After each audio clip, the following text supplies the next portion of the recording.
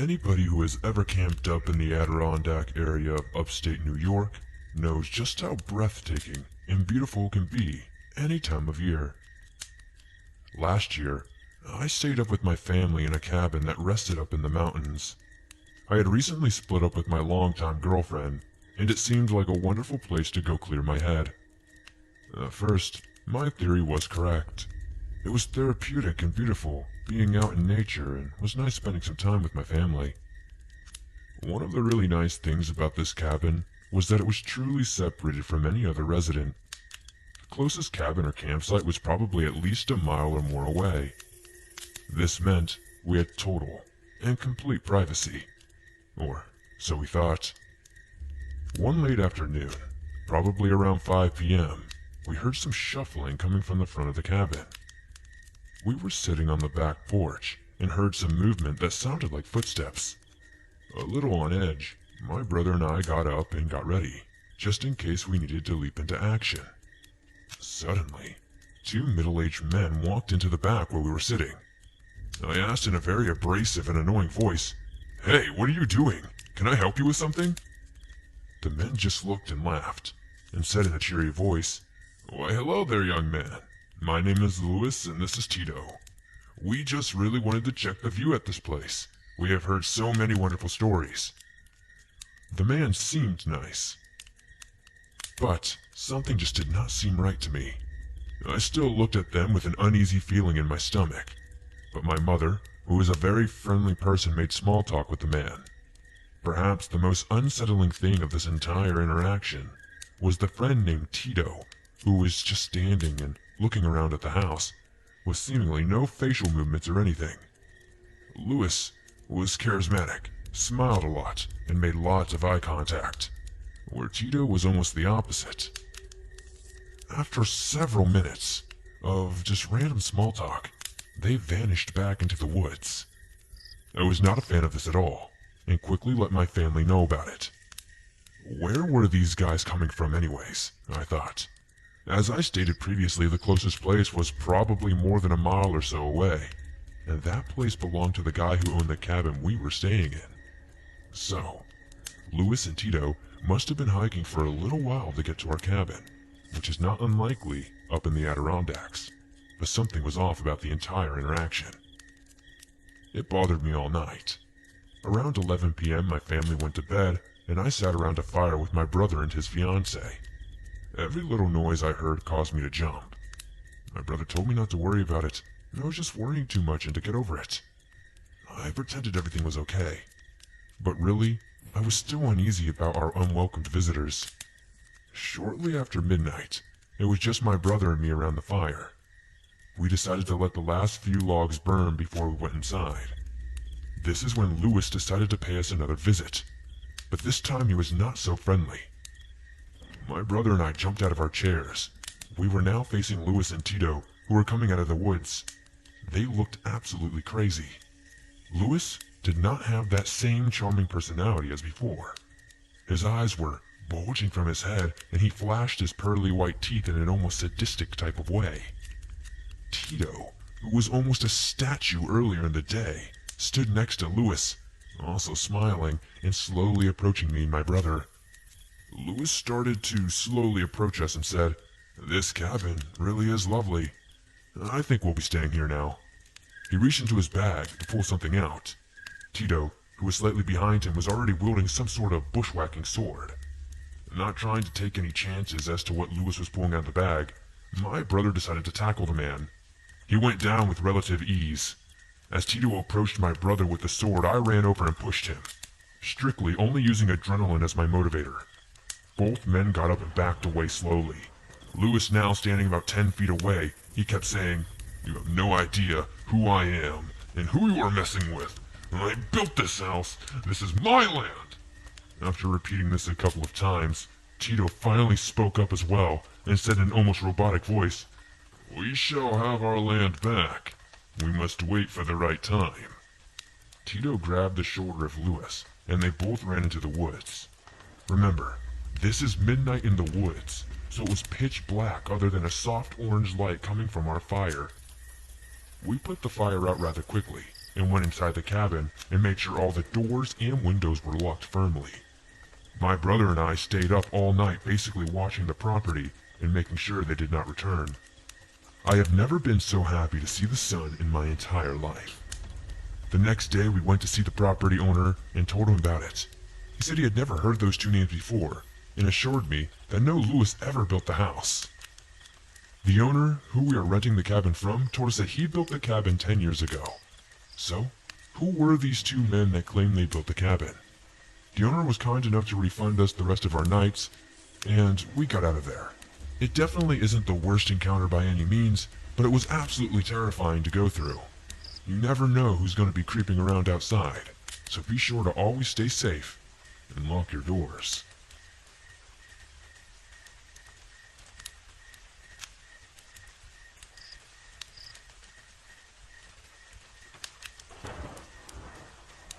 This one started out as a regular night. 3 of my friends and I went out into this Adirondack mountain shelter that we called the Addy. It was maybe about 500 feet into the wood lot at the edge of our dorm parking lot. It is basically a small lean-to shelter built out of logs with a metal roof and an open front. It is a spot we had been going to almost every single night for several years to smoke weed before bed, and sometimes even during the daytime. Occasionally, we would see some strange things that we could not quite explain, like random lights off in the distance of varying colors disappearing and reappearing in no consistent pattern. The woods were several acres deep in that direction, and it was a rural area with family-owned agricultural fields, at some point past the forest. You could walk for probably 30 minutes in that direction and still not be out of the woods. This night, we saw the same lights, and they often are accompanied by an uneasy feeling, like there's static in the air. Granted, I know every time we saw these things we were smoking, but I don't really get all that paranoid when I smoke. But I digress. It was a trend, and I was not the only one noticing them. Anyway, this one night, all of us were feeling uneasy and hyper-aware of our surroundings, trying to finish up our bowl and go back to the dorm. Then, suddenly out of nowhere, there was a huge crash on top of the metal roof of our Addy. All 4 of us happened to be sitting in a small circle inside the corner of the shelter of the floor. We all were getting terrified and grabbed each other, ducking as close as we could to the floor, expecting the shelter's roof to collapse in on us. It felt like a huge tree fell on top of the shelter. A moment later, when the shelter had held strong, we all shakily looked around. We all quickly decided to get up and get back to the dorm as quickly as we could. It was night, so we could not see very well. So, we were leaving, but all our hearts were racing, and we were too shaken up to stay and investigate. The next day we went out during the daytime to see if we could investigate and see what happened.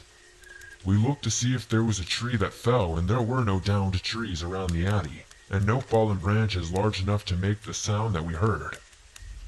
That was something terrifying to discover.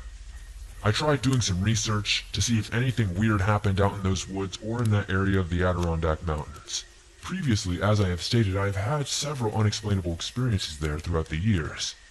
I found out that there is an old fort about 15 to 20 miles away from where we are, and there's a big ambush involving Native Americans way back during the French and Indian War, where many Native Americans and French died. I always wondered if any of the paranormal experiences in those woods were related to the Native American spirits that previously called those woods their home. I'll never know for sure, but it is an interesting thing to think about, and something I'll never forget.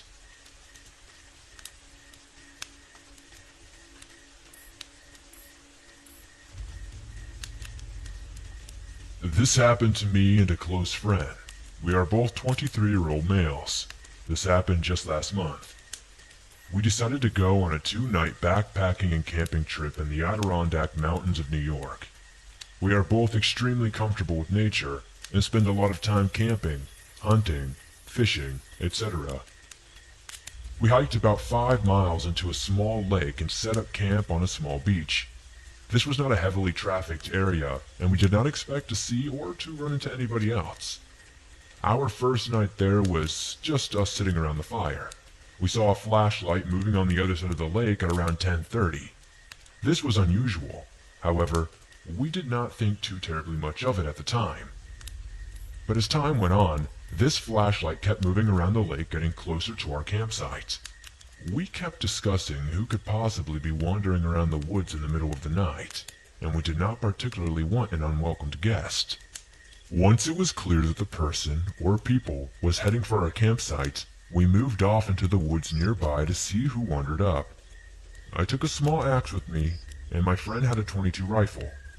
Now, we were not expecting trouble, and we certainly did not want to make any, but we figured we might as well cover our bases. Now, the moment of truth.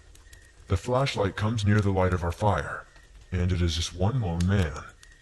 He has a beard and is probably in his mid-40s or so. The scary part is what he was carrying. It turned out to be a pump-action shotgun. He walked around the campsite a few times and then proceeded to enter our tent. After rummaging around for a minute or so, he came out and started yelling. "I know you're out there. Why don't you come and say hello?" My friend and I remained motionless under a hemlock tree about 50 yards away. That is when the man proceeded to fire his shotgun into the woods, not too far from where we were sitting. He also swung his flashlight around several times. After what felt like hours, he grabbed my friend's backpack and a few articles of clothing we had drying off near the fire, and threw them in to burn. My friend, who had his .22 trained on the man the entire time, asked me if I should shoot. I told him not unless he spots us and starts to point the gun in our direction. Thankfully, the man moved off from where he had come after a little while. We waited until his flashlight was on the other side of the lake, ran out, grabbed everything we could fit in my backpack and took off. It was now around 2 or 3 a.m. at this point. We ran out the trail with flashlights and made it back to our car as the sun was coming up. We immediately went to the police department and reported it, where we also spoke to some forest rangers. That was it really. I have not heard anything back from the police. It was not mysterious, however, it creeped the absolute hell out of us.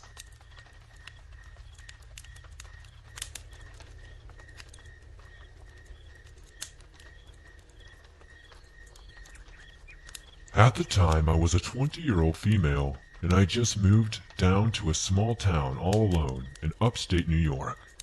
I had grown up in another, slightly larger town about 60 miles north, and just wanted a new start.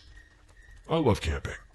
I often go camping in the Adirondacks, but at the time I had not made any real friends, so I was not going to go into the real deep woods alone. Down the road from me, I had been walking around and found an area where the power lines cut through a wooded section. The power lines are perpendicular to the road. It was near a house, but far enough to the right of the house where I thought people would not mind if I walked up the trail that the power lines make. I'm not sure about other countries, but in the United States they keep the power lines clear in case maintenance is necessary.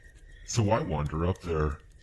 I noticed how the woods were pretty deep, and that I can get pretty far away from the house that I saw on the road, that they could not possibly think that I'm trying to break in or anything. Suddenly, I get a great idea. I could go camping up here. It is secluded enough to give the real wood experience, but was close enough to the road that I could not be in any real danger of wildlife or anything. And plus, it's still in the Adirondack Mountains, which is my biggest goal of all. So, sweet, this is what I do. I set up camp in this little clearing that I assessed by climbing the hill, following the power lines, then turned left onto what seemed to be a deer trail. Deer are absolutely everywhere in New York, by the way. When I came upon this nice, flat, grassy clearing, I built my fire off to the side, after making sure to clear the dead wood, etc. I am feeling smart and independent. It was creepy to sleep in the woods alone, as I had always had at least one camping companion, but whatever. The next day, I decided to wander further down the path to see where it leads. I walked for about a half hour, and I can see some fields on the right, but they are in the distance, and there is a fence between the fields and the path.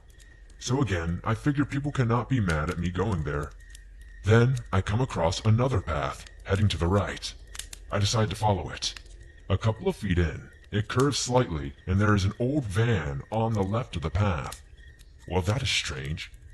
It's about 1 p.m., near noon anyway, broad daylight, birds are chirping, so I feel no danger. I go up to the van, which had obviously been there an exceptionally long time. It was 70s styles, made me think of a Scooby-Doo van, and it was way overgrown with weeds. There were streaks of brownish red going down the side from the bottom of the doors. I looked in to see what appears to be an old bed or some sort in the back, but it was all shredded. The curtains in the windows were all shredded as well, and the clothing was strewn about like it was from the 70s or early 80s. I felt no danger signs. Snickering at the terrible fashions back in the day, I continue along the path for a short time, until I finish rounding the slight bend. I stopped dead in my tracks. Finally, my reptile sense, or whatever you want to call it, wakes the heck up and starts screaming at me full volume. Up ahead there is this creepy-ass doll hanging from the trees. It's hanging by its neck, with a rope, not just stuck in the trees. Just to the left of that, there is an old garage, overgrown with weeds. To the right of it, though, there is this huge cage-like structure, easily big enough to hold a full-size man. It seems to be made up of pipes and other long metal objects, just kind of welded together in some sort of haphazard way. Some were up, some were down, some were across, and the squares they made up were not big enough to fit my head through. Not that I tried. It had 4 sides and a ceiling. It had other creepy dolls hanging from it. It also had reddish-brown stains running down the sides, just like the van. Further behind it, there is a run-down house. Creeped out, I just turned and ran as fast as I could. I am not a runner. I am a chunky girl. I had smoked for 6 years at that point, and I do not run. But I ran that day. I do not even remember the run. I just remember coming upon my campsite, grabbing my tent in one swoop as I ran past. Luckily, I had put my things into the tent, ripping it out of the ground as I continued running. I left my cooler, my food, all that behind, and I never went back for it either. I dropped the tent stakes somewhere along the way. I had to repair rips in my tent and buy all new gear. I tore down the hill. I'm still surprised it did not break my neck. I jumped in my car and sped home. I locked all my doors, then paced my house going, what the hell, what the hell, what the hell, for hours. It has been 11 years since that incident, and even typing it now makes my hands shake. I now live almost 1,400 miles away, but I still just made sure my doors were locked, and they are. Crazy thing is I'm not even in the deep woods anymore. Maybe in the 70s, people did some crazy stuff out there, I don't know. As it stands now, though, there are people living within a short walk of this place, and I don't know how or why nothing has been done about it. I did not call the cops. I cannot really articulate why I didn't. My best analysis, looking back, is that I did not want that creep to come find me. I should have, yes, you are right. I am hoping that it was just an old crime scene, and not some sick freak who keeps people in cages in the woods. Anyways, be careful out there in the Adirondacks, even if you are in a more populated area.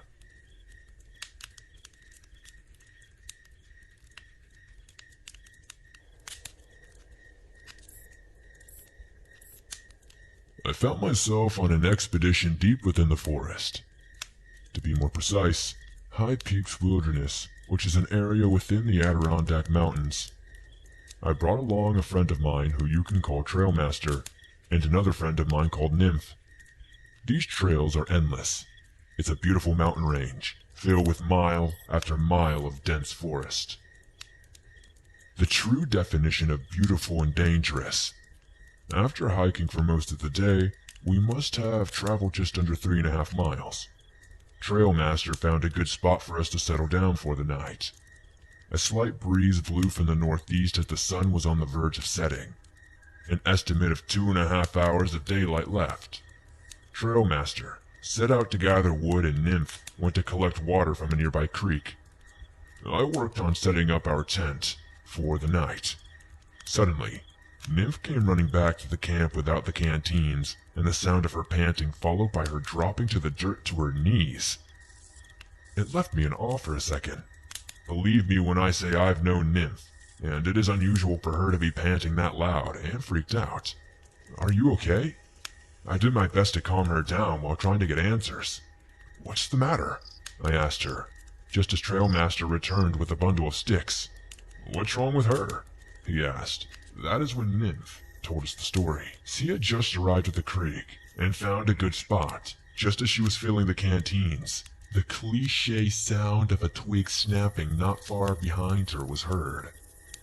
The sound she believed was originating from the other side of the creek. She brushed it off as an animal probably spooked by her presence and kept filling the canteen. Then she heard it again, except the sound was louder and much closer. What she heard next was an audible grunting sound, the type a male white-tailed deer might give. The feeling of dread washed upon her. She suddenly felt as though she should not be there, and that she needed to get out, quickly followed by the sudden feeling of being watched. It made her extremely uncomfortable, almost to the point of being disoriented.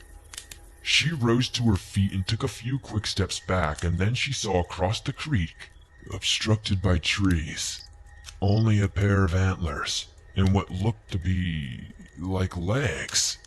Hind legs followed by loud grunting. She thought it could have been a deer. Her better judgment kicked in, and she thought to herself, what deer is not afraid of being so close to a human? She ran back to the camp when the grunts became louder and started to sound almost threatening.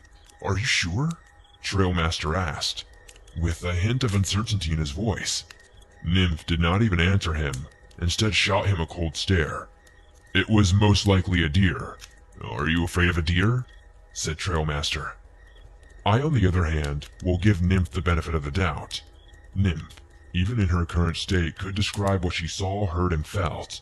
It was her senses and a gut feeling that made her run away. Trailmaster opted to go look at the area where Nymph had previously been. Nymph was reluctant. She would not go back, so Trailmaster set out alone. Nymph stayed at camp with me, who was debating on whether we needed to relocate our camp. I needed a report before the decision could be made, though. When Trailmaster arrived in the area of the creek where Nymph had been, this is what he observed. Footprints, which were most likely Nymph's, headed in the direction of our camp, and empty canteens on the ground. On the other side of the creek there were prints resembling an animal, perhaps a deer. The only problem was the spacing of the prints and how something about them appeared to be missing. A deer typically walks on all fours. Upon closer inspection, Trailmaster came up with the conclusion that this deer had been walking on its hind legs. The prints formed a trail. The trail seems to have emerged from somewhere in the woods and continues for a few meters, and stops at the opposite edge of the creek. They then turn around and head back in the direction they originated from, without overlapping on the original set. Trailmaster later admitted it did spook him a bit, and he too felt uneasy. He arrived back at camp a half an hour later with our filled canteens. Even if we wanted to move, it would be nearly impossible as the sun had already began to set. Fast forward 2.5 hours. Our tents were pitched, campfire lit, and dinner served. We decided that it was best for one of us to always be awake until first light. It was just too dark to move now. My tent was only a foot away from Nymph's tent. There was a good reason for that. Trailmaster's tent had been closer to ours. The perimeter of our camp was set up with a trap, so that if someone tripped the wire, some tin cans and fishing line, primitive but effective. Nymph did not say much about the incident that night, and I do not blame her. She was still a bit shaken from the incident, though I would keep her safe. Trailmaster's findings at the creek only raised uncertainty. Thinking about what Nymph saw, what Trailmaster found made me uneasy. The darkness around us, followed by the eerie silence of the woods and the uncertainty of what was out there, was unsettling. The sound of burning wood was the only sound loud enough to distract us from the faint sounds in the distance. The mind can play tricks on you at night, and that night it seemed like a dark figure was always standing a few meters outside of our camp, beyond the reach of our fire's light. Every rustle in the bush was something trying to sneak upon us. Every sound has a source. It is exactly those sounds that makes the night in the woods so magical. Trailmaster and Nymph were asleep. I was on watch. The sound of crickets at night are absolutely nature's lullaby, which was having me on the verge of falling asleep when suddenly it stopped. I had fallen asleep while on watch.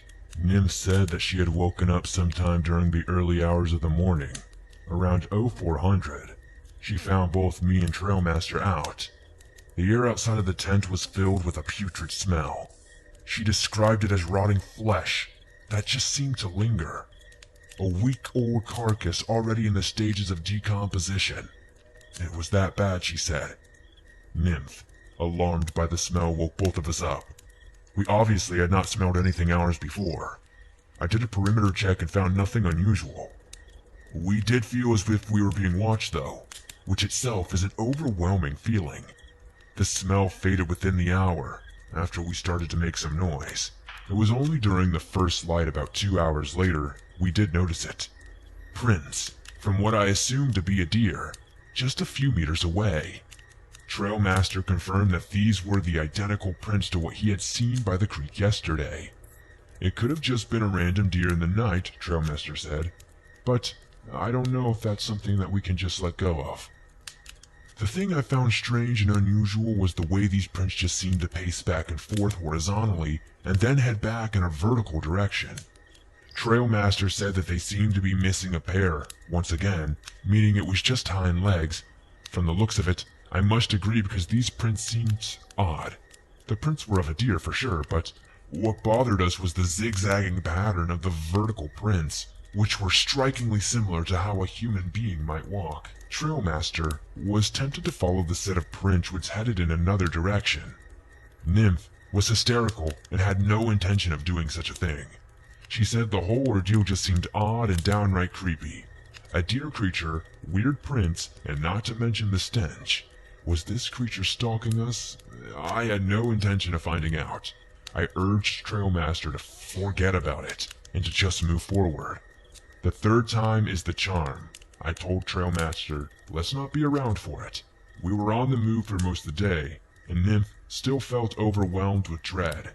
Trailmaster did not experience the same feelings, hence why he opted to go investigate the prints before. He seemed to be fine.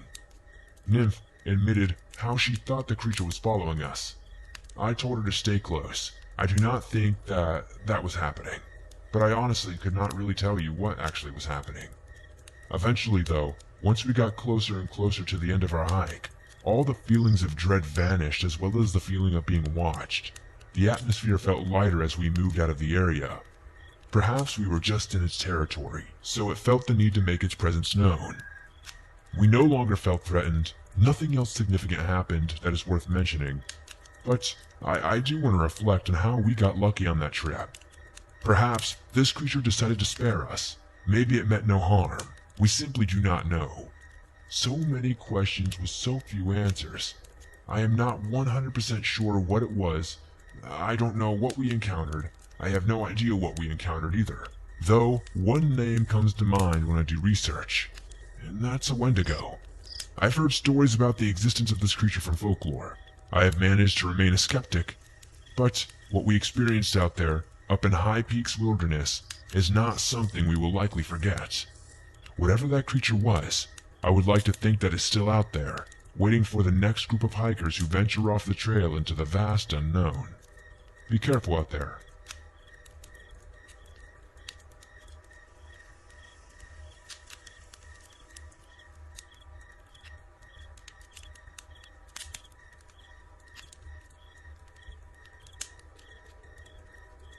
Thanks for listening to these creepy and allegedly true Adirondack horror stories.